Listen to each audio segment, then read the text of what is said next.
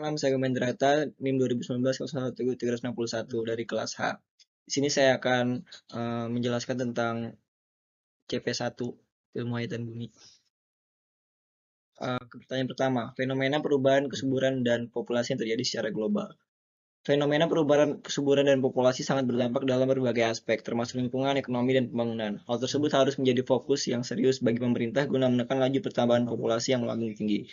Ada dampak positif dan negatif dari fenomena ini, yaitu yang pertama, dampak negatif. Peningkatan jumlah populasi dapat menambah angka pengangguran, angka kriminalitas yang menjadi tinggi, dan limbah dan pencemaran lingkungan akan semakin meningkat. Ada pula dampak positifnya, yaitu jumlah tenaga kerja yang melimpah dan angka kewirausahaan meningkat.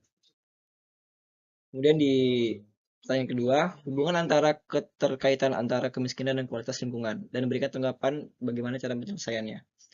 Kemiskinan dan kerusakan lingkungan berkorelasi negatif dan saling mempengaruhi. Kemiskinan terjadi karena lingkungan atau sebaliknya lingkungan rusak karena adanya kemiskinan pada wilayah sekitar. Hubungan sebab akibat tersebut dapat terus-menerus berlanjut membentuk suatu siklus yang tidak berujung. Pada kondisi seperti itu, kemiskinan akan semakin parah dan lingkungan semakin rusak. Ada pula beberapa contoh pada daerah saya, yaitu terjadi pada wilayah daerah Kampung Baru, Balikpapan Utara. Lokasi ini terdapat pelonjakan jumlah populasi, diiringi dengan sanitasi dan pembuangan limbah yang buruk. Hal tersebut berdampak pada daerah Teluk Balikpapan yang menjadi tercemar akibat aktivitas keseharian masyarakat pesisir daerah tersebut. Beberapa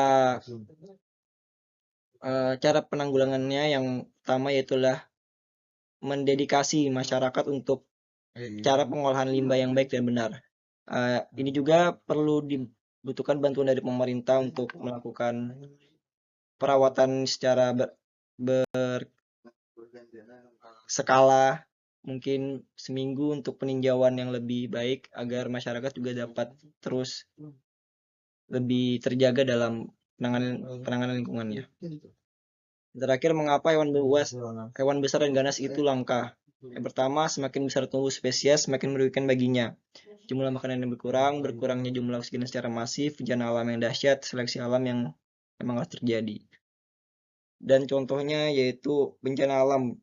Apa penyebab rantai makanan terganggu? Bencana alam, pencemaran lingkungan, kebakaran, atau bahkan pemanasan global biasanya akan mengakibatkan terganggunya jaring-jaring makanan. Di antara perubahan-perubahan tersebut, pencemaran lingkungan dan pemanasan global memberikan dampak yang besar terhadap perubahan pada jaring makanan. Apa yang terjadi jika rantai makanan rusak? Yang terjadi jika salah satu dari rantai makanan rusak mendadak punah atau hilang adalah keseimbangan ekosistem akan terganggu. Contoh, bila ular di sawah punah, maka populasi tikus akan meningkat. Akibatnya merusak tanaman padi di sawah dan para petani akan merugi. Sekian dari saya. Wassalamualaikum warahmatullahi wabarakatuh.